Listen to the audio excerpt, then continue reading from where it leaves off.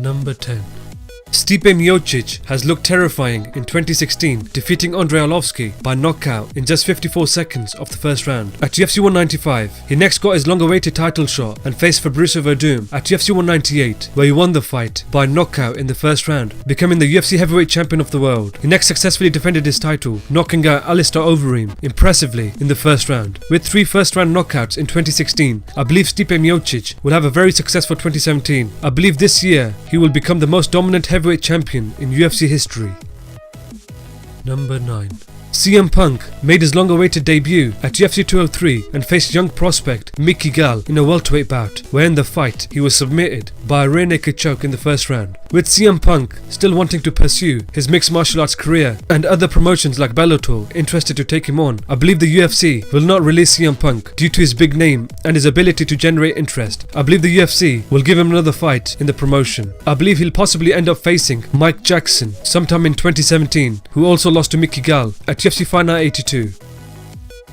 Number 8. Jacare Souza has looked so dominant ever since he made his UFC debut. He put together a 5-fight winning streak and next lost a close split decision to Yoel Romero. He last defeated Vitor Belfort by TKO in the first round at UFC 198. He is next scheduled to face Tim Boetsch at UFC 208. I believe with 1 or 2 wins he will eventually challenge for the UFC middleweight title in 2017, in which I believe by the end of the year he will be the UFC middleweight champion of the world. Number 7. Demian Maia is currently on a 6-fight winning streak and is the most deserving of a title shot. He last defeated Carlos Condit by submission via rear naked choke in the first round at UFC on Fox 21. In his recent fights, he has transitioned back to his world-class Brazilian Jiu-Jitsu and has had very great success inside the octagon. The way he has dominated his opponents has been truly spectacular. I believe he is the clear number 1 contender after the Woodley vs Thompson rematch. I believe he will get his title shot at the end of 2017 and I believe he will become the UFC welterweight champion of the world. Number 6. Nick Diaz last faced Anderson Silva at UFC 183, where he lost the fight by a unanimous decision. After the fight, he was suspended due to testing positive for marijuana. He has recently been cleared to fight and has been offered both Robbie Lawler and UFC welterweight champion Tyron Woodley, but has turned them down due to wanting more money. With the UFC lacking in pay-per-view stars, I believe the UFC will offer Nick Diaz a good amount of money to make his return in 2017.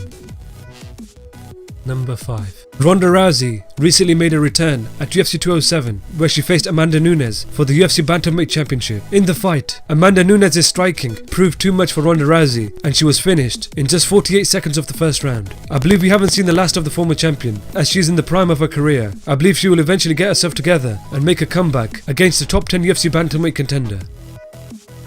Number 4. In 2016, George St Pierre announced that he was ready to make his comeback to active competition. He had problems negotiating a deal with the new owners of the UFC and was unsuccessful in making his return. With the shortage of pay-per-view stars, I believe the new owners will meet George St Pierre's requirements and he will make his return to a Canada show in mid-2017. Number 3.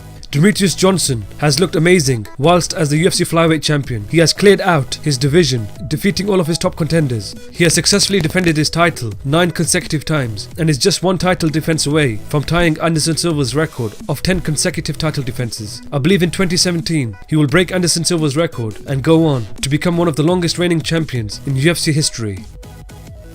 Number 2. Jon Jones is currently suspended for a year for testing positive for a banned substance at UFC 200 and he will be eligible to fight in the summer of 2017. Before he was stripped of his UFC light heavyweight title, he had dominated all of his competition and had cleared out the UFC light heavyweight division. I believe when he makes his return, he will eventually win back the UFC light heavyweight title he never lost by the end of 2017.